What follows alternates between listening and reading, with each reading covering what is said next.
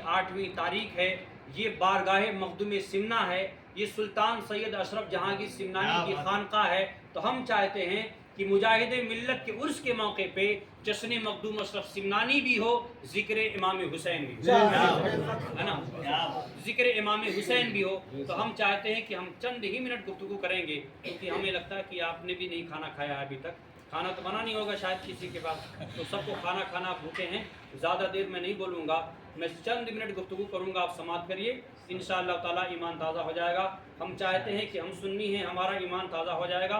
हम सबसे पहले दरूद पाक पढ़ लिया, अल्लाहुम्मा सल्ली अला सय्यिदिना शफीना हबीबना करीमिना मौलाना सल्लल्लाहु अलैहि या रसूलल्लाह सल्लल्लाहु तआला अलैहि वसल्लम। आज मुख्तसर सी गुफ्तगू में मैं सरकार अहले बैत पाक के कुछ फ़ज़ाइल और मरातिब बयान करूँगा, क्योंकि आज मुहर्रम शरीफ और ख़ास दिन है, ख़ास मौका है। तो हम अहले बैत पाक की कुछ तारीफ़ करेंगे, उनके कुछ फ़ज़ाइल और मरातिब बयान करेंगे। और आप समझिए कि हम लोग आज जिस तारीख़ में बैठे हैं यहाँ पर, उस तारीख़ के वो कैसी तारीख़ है, और आज के दिन सरकार इमाम हसन हुसैन पर, उनके घर वालों पर कितना जुल्म सितम ढाया गया था। हम उनके ख़ानदान की कुछ फजीलत बयान करेंगे, आप समाअत कर लीजिए। सबसे पहले आप अल्लाह के नबी सल्लल्लाहु अलैहि वसल्लम की हदीस पाक सुने, उसका तर्जमा सुने। नबी कौनैन सल्लल्लाहु अलैहि वसल्लम ने इरशाद फरमाया, मम माता अला हुब्बे आले मुहम्मदिन माता शहीदा, यानी कि मेरे नबी इरशाद फरमाते हैं कि जो मेरी आल की मोहब्बत में मरा वो शहीद मरा। यानी कि जो जब दुनिया से इंसान, जब उसकी रूह निकलती है और उसके जिस्म से जब उसकी रूह परवास करती है, हुजूर फरमाते अगर उस वक्त उसके सीने में अहले बैत की मोहब्बत है, उस वक्त वो अहले बैत का चाहने वाला है, तो मेरे नबी फरमाते हैं कि जब वो अहले बैत की मोहब्बत में दुनिया से जब जाएगा तो अल्लाह ताला उसे शहादत का मकाम अता फरमाएगा। आप खुशनसीब हैं कि आपके दिल में मौला इमाम हुसैन की मोहब्बत है। आप खुशनसीब हैं कि आप सरकार दो आलम सल्लल्लाहु अलैहि वसल्लम से मोहब्बत करते हैं। आप खुशनसीब हैं कि आप हज़रत अली से मोहब्बत करते हैं। आप खुशनसीब हैं कि आप हज़रत इमाम हसन से मोहब्बत करते हैं। आप खुशनसीब हैं कि आप करबला वालों से प्यार करते हैं। आप एक और हदीस सुन लीजिए, मेरे नबी सल्लल्लाहु अलैहि वसल्लम ने इरशाद फरमाया, लेकुल्ले शैइन असासुन, यानी कि हर चीज़ की बुनियाद होती है। ये बिल्डिंग खानका तैयार हुई, सबसे पहले हमने इसकी बुनियाद रखी और इसकी नींव को पहले मजबूत किया है। मेरे नबी फरमाते हर चीज़ की बुनियाद होती है। मेरे आका फरमाते हैं लेकुल्ले शैइन असासुन, यानी कि हर चीज़ की बुनियाद होती है। वो असासुल इस्लाम हुब्बु अहले बैत, और इस्लाम की बुनियाद अहले बैत की मोहब्बत है। यानी इस्लाम की बुनियाद इमाम हसन की मोहब्बत है, इस्लाम की बुनियाद हज़रत हुसैन की मोहब्बत है, इस्लाम की बुनियाद अब्बास अलमबरदार की मोहब्बत है, इस्लाम की बुनियाद बीवी फातिमा ज़हरा की मोहब्बत है, इस्लाम की बुनियाद हज़रत अली की मोहब्बत है, इस्लाम की बुनियाद अहले बैत की चाहत है। ऐ मेरे मिल्लत के नौजवानों, अगर आप अहले बैत के सच्चे चाहने वाले हैं, समझ ले आपका ईमान और आपकी ईमान की बुनियाद मजबूत है। कोई लाख चाहे कि आपके ईमान का सौदा कर ले, लेकिन कलीम अशरफ नुमानी बोलता है कि इस दुनिया में कोई पैदा ही नहीं हुआ है कि जो मौला हुसैन और अहले बैत के चाहने वालों के ईमान का सौदा कर सके। इसलिए कि आपके ईमान की गारंटी किसी दुनियादार ने नहीं, बल्कि महबूबे परवरदिगार ने दे रखी है। मैं एक हदीस शरीफ सुना दूं, दिल की दुनिया बदल जाएगी, ईमान ताज़ा हो जाएगा। और ये हदीस शरीफ आप सुनेंगे तो आपको ऐसा लगेगा कि आप कछौछा में तो बैठे ही हैं, आप करबला में मौजूद है, लेकिन आपको ऐसा महसूस होगा कि हम गुम्बदे खजरा के साए में बैठे हैं। आप हदीस शरीफ सुनाऊं? अगर हदीस सुनना चाहते हैं तो एक बार तड़प कर लहक कर इमाम हुसैन के नाम से मोहब्बत से बोले या हुसैन, और मोहब्बत से या हुसैन, और तड़प कर या हुसैन। हदीस शरीफ आप सुन लीजिए। ये हदीस पाक मिशकात शरीफ में है। हदीस पाक ये है, अन ज़ैद इब्न अरक़मा रज़ियल्लाहु ताला अन्हु क़ाल रसूलुल्लाह सल्लल्लाहु ताला अलैहि वसल्लम इन्नी तारिकुन फीकुम मा इन तमस्सकतुम बिही लन तदिल्लु बादी अहदुहुमा आज़म मिनल आखर किताबुल्लाहि हब्लुम ममदूदुम मिनस समाई इलल अर्दी व इतरती अहलु बैती सुभानअल्लाह। हदीस पाक सुनिए, इंशाअल्लाह दिल ताज़ा हो जाएगा, ईमान मुनव्वर हो जाएगा। हज़रत ज़ैद बिन अरक़म रज़ियल्लाहु ताला अन्हु रिवायत करते हैं कि नबी कौनैन सल्लल्लाहु अलैहि वसल्लम मस्जिद नबी में तकरीर फरमा रहे। हज़रत صدیق اکبر بھی ہیں, فاروق اعظم بھی ہے, عثمان غنی بھی ہیں, حضرت علی بھی ہیں. تمام صحابہ کی موجودگی میں رحمت والے رسول تقریر کر رہے ہیں. میرے آقا نے ارشاد فرمایا, اے میرے صحابہ سن لو, میں تمہارے ایمان کی حفاظت کے لیے دو چیزیں چھوڑ کے جاتا ہوں, ان دونوں چیزوں سے محبت کرو گے تو تمہارا ایمان کبھی خراب نہ ہوگا. میرے نبی نے ارشاد فرمایا, ایک تمہارے لیے قرآن چھوڑتا ہوں, دوسری اپنی آل چھوڑتا ہوں. سبحان اللہ. ایک تو قرآن چھوڑتا ہوں, ایک اپنی آل چھوڑتا ہوں. اے سنی مسلمانوں, اڑیسہ والوں, بنگال والوں, یو پی والوں,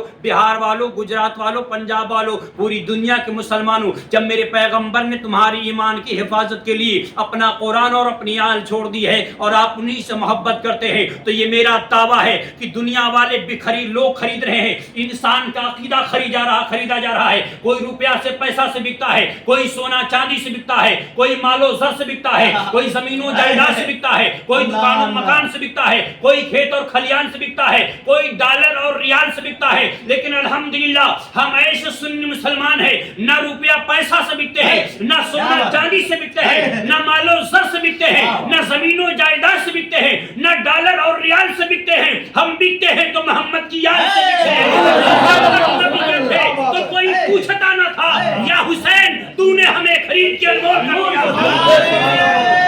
تکبیر, نعرہ رسالت, ذکر امام حسین, فیضان مخدوم اشرف, عرص حضور مجاہد ملت, حضور پیر کلیم اشرف نعمانی صاحب قبلہ, زندہ باد.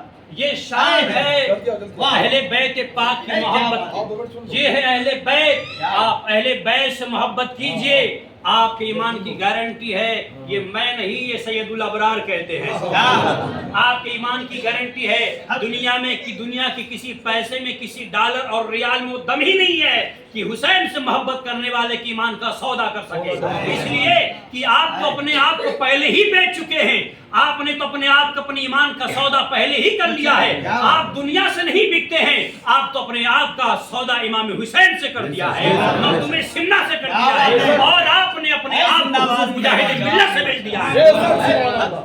اس لیے آپ خوش نصیب ہیں, آپ بہت خوش نصیب ہیں. ایک اور چیز سن لیجیے, ہم لوگ آج سرکار امام حسین کی محفل میں بیٹھے ہیں نا. اڑیسہ والوں نے, بنگال والوں نے یہ جو مخدومی لنگر کا انعقاد کیا ہے, لنگر بٹایا ہے نا, یہ کچھوچا ہے. آپ ان کی محبت میں, آپ مخدوم سمنہ کی خانقاہ میں امام حسین کی محبت میں آپ یہاں نذرانہ پیش کر رہے ہیں, آپ علماء کو پیسے نواز رہے ہیں, آپ یہاں پر لنگر بنا رہے ہیں, آپ کھچڑے تقسیم کر رہے ہیں. لیکن یاد کیجیے وہ کربلا تھا جہاں پر لوگ دولت, ڈالر اور ریال نہیں, جہاں پر دولت نہیں بلکہ حسین کی محبت اپنے سر کا نذرانہ پیش کرتے تھے, اپنے سر کا نذرانہ پیش کرتے تھے. کیوں؟ حسین کون ہے؟ حسین وہ ہیں کہ جن کے رونے پہ بی بی فاطمہ رو دیتی تھی.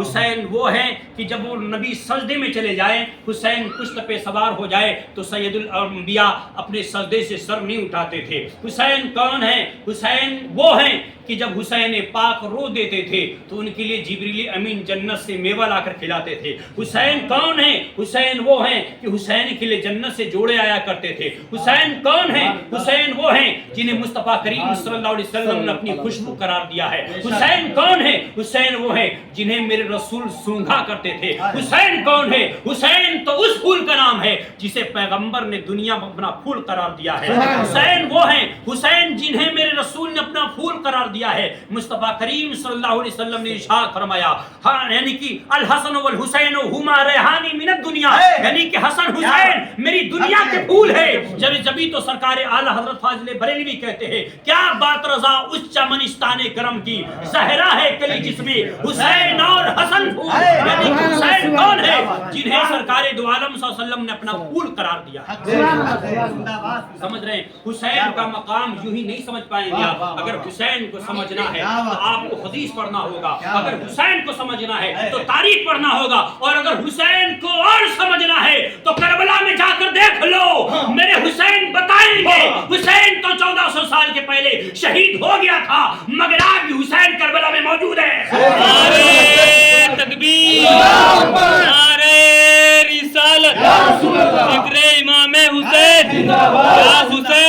या हुसैन, नारे तकबीर। मगर हुसैन तो आज भी मौजूद हैं, और क्यों न मौजूद हों, उनकी मौजूदगी और उनकी गवाही, उनकी मौजूदगी और उनके जिंदा होने की गवाही कुरान देता है। जिसको कुरान ने जिंदा कर दिया है, किसी वहाबियत में वो दम नहीं है कि जो उनको मुर्दा करार दे दे। जिसे कुरान ने जिंदा कह दिया है, किसी वहाबियत के टेबलेट में वो दवाई, वो पावर ही नहीं है कि जो उनको जिंदगी से मौत दे सके।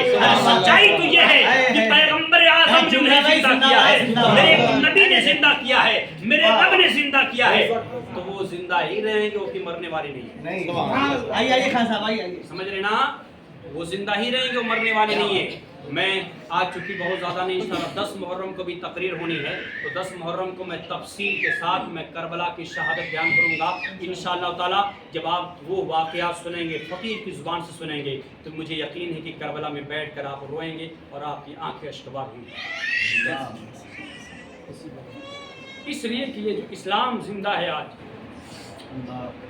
जो आज आप नमाज पढ़ते हैं, इसमें हुसैन का सदका है, प्यारे हुसैन की कुर्बानी का सदका है। आज आप जब कहीं ख़तरा होता है तो अपने बच्चों को रोक देते हैं, बेटा वहाँ मत जाओ, वहाँ ख़तरा है। बीवी बच्चों को दूर कर देते हैं। जब कोई माहौल ख़राब होता है अपने बच्चों को शहर से निकाल देते हैं, कहीं और शिफ्ट कर देते हैं, यहाँ के हालात ठीक नहीं हैं। लेकिन हुसैन के सब्र को सलाम कीजिए।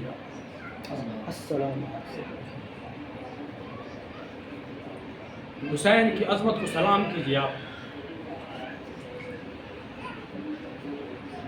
हुसैन पाक अपने घर वालों के साथ करबला में खड़े हैं,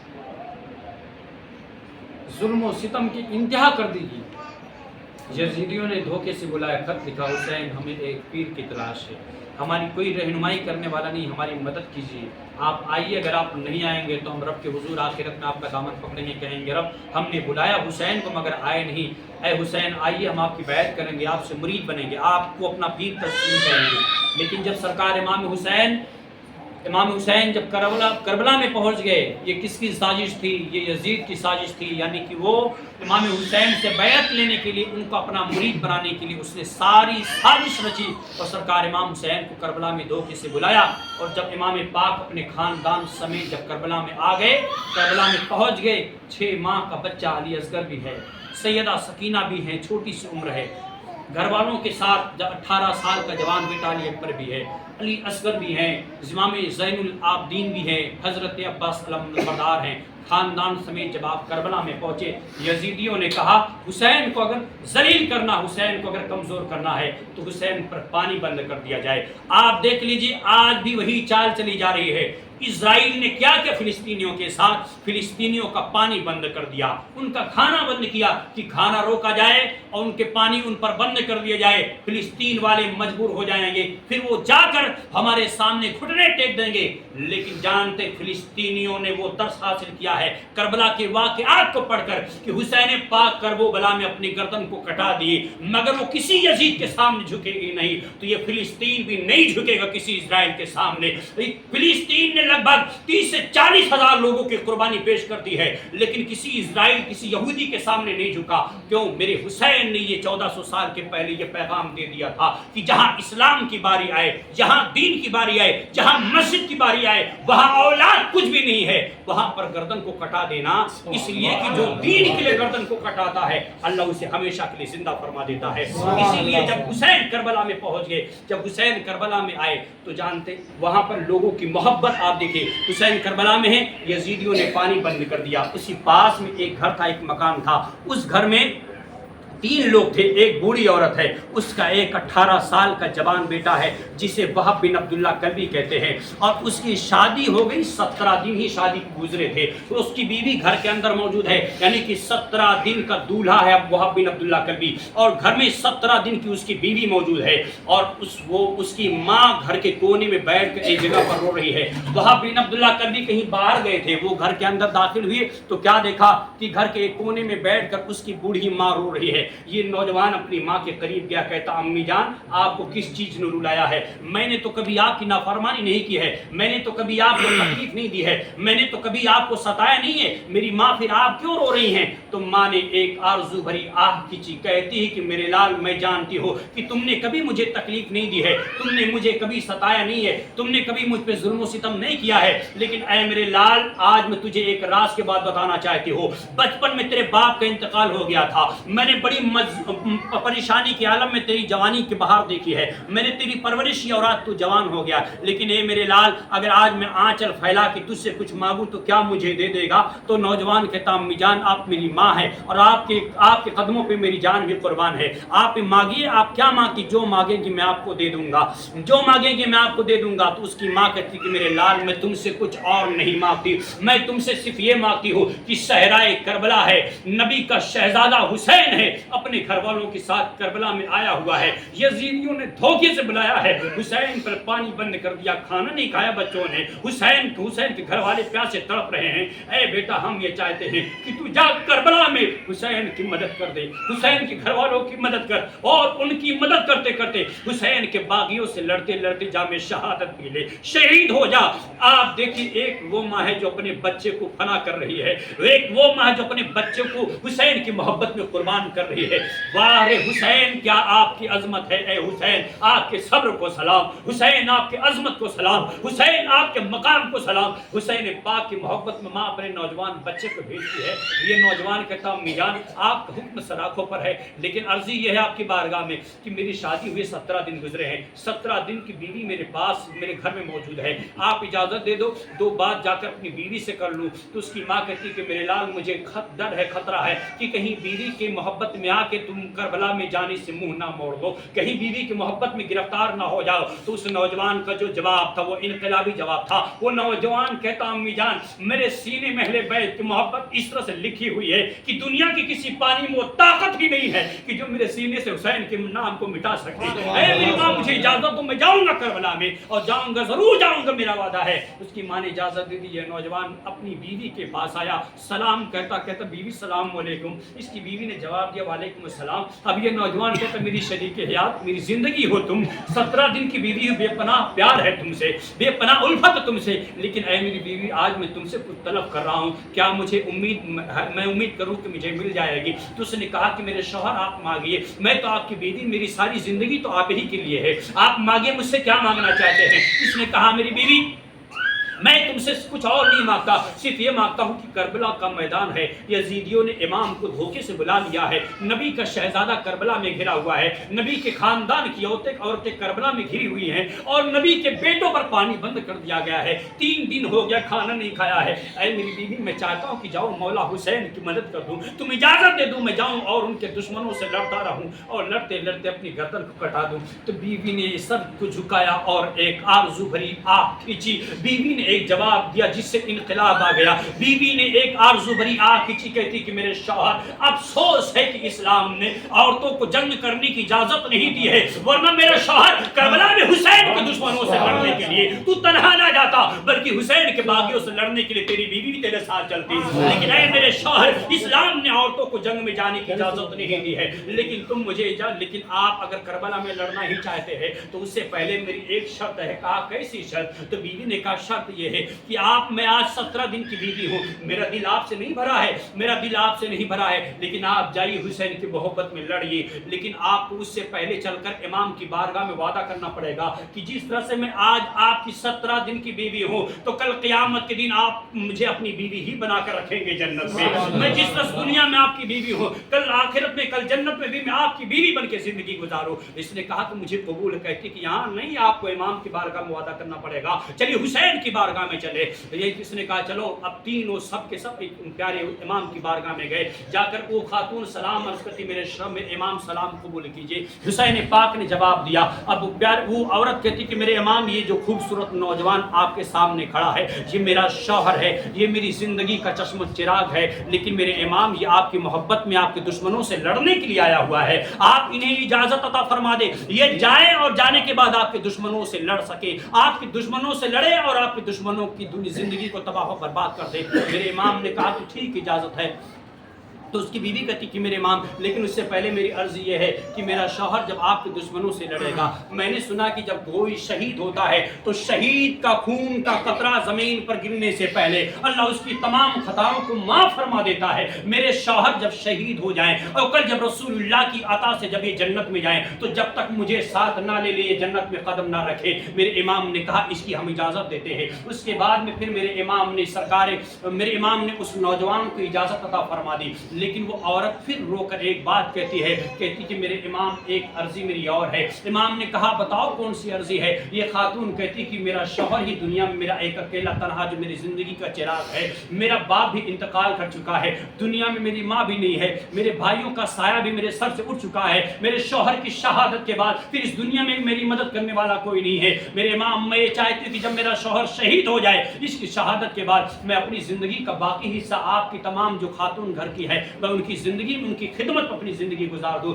میرے حسین نے اس کی اجازت دے دی۔ اس کے بعد پھر وہ نوجوان امام پاک کی اجازت لے کے کربلا کے میدان میں پہنچ گیا اور جانے کے بعد دشمنوں سے آواز دیتا ہے حل من مبارز، کون ہے جو مجھ سے لڑے گا، کون ہے جو مجھ سے جنگ کرے گا؟ یزیدیوں نے کہا کہ دیکھو یہ وہب بن عبداللہ کلبی یہ بڑا پہلوان نوجوان ہے، اس سے لڑنے کے لیے ابھی کوئی جرأت نہیں کرے گا۔ وہ کئی لوگوں کو بولتا کہ جاؤ اور اس نوجوان سے لڑو اور وہب بن عبداللہ کلبی کا سر کاٹ کر لے کر آؤ، لیکن کوئی آنے کے لیے تیار نہیں ہو رہا ہے۔ آخر ابن سعد نے ایک چال چلی اور یہ کہا کہ جاؤ وہب بن عبداللہ کلبی کی ایمان کا سودا کرو، اسے یزید کی مال و دولت کی لالچ دو اور اسے موت کا ڈر دکھاؤ، ہو سکتا ہے کہ وہ دولت کی لالچ میں آ کر یزید کی طرف آ جائے۔ ابن سعد نے اعلان کیا اے وہب بن عبداللہ کلبی، چالاکی یہ نہیں ہے کہ تم حسین کی طرف سے لڑو، چالاکی یہ ہے کہ تم یزید کی طرف آ جاؤ، اس لیے کہ حسین کی طرف سے لڑو گے تو مارے جاؤ گے، تمہاری گردن کاٹی جائے گی، تمہارے سینے پہ تلوار چلائی جائے گی، تمہارے سینے کو چھلنی کر دیا جائے گا، تمہارا خون زمین پر بکھر جائے گا، تمہاری گردن کاٹ دی جائے گی۔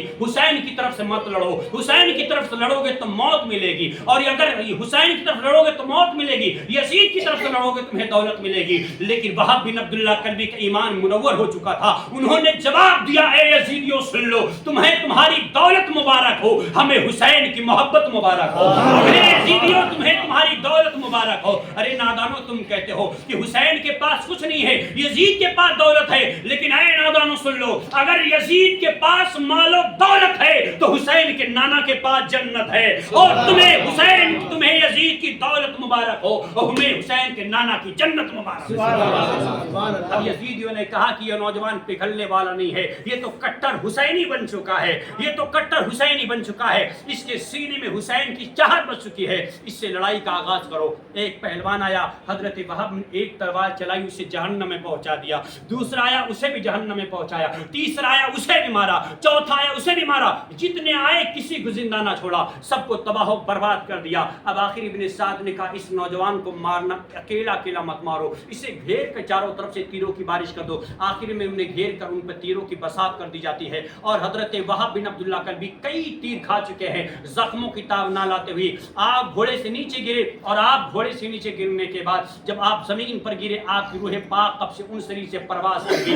انا للہ و انا الیہ راجعون۔ حسین کی محبت وہب بن عبداللہ کلبی نے اپنی جان کی قربانی پیش کر دی ہے۔ یزیدیوں نے آپ کے سر کو کاٹ کر امام کے خیمے کی طرف پھینک دیا، حسین پاک باہر نکلے اور اس کے سر کو لے جا کر ان کی ماں کے پاس رکھا اور کہا اے بوڑھی مالو تمہارے بیٹے نے تمہارا حق ادا کر دیا۔ اس کی ماں اپنے بچے کے سر کو لے کر اپنی آنچل میں کہتی ہے، پیشانی کو چوما کہتی میرے لال آپ نے میرا بیٹا ہونے کا حق ادا کر دیا، میں بھی تم سے راضی ہو گئی، میرا خدا بھی تم سے راضی ہے۔ آج دیکھ لیں وہی کربلا ہے جہاں پر مائیں حسین کی محبت اپنے نوجوان لال کو قربان کرتی تھی۔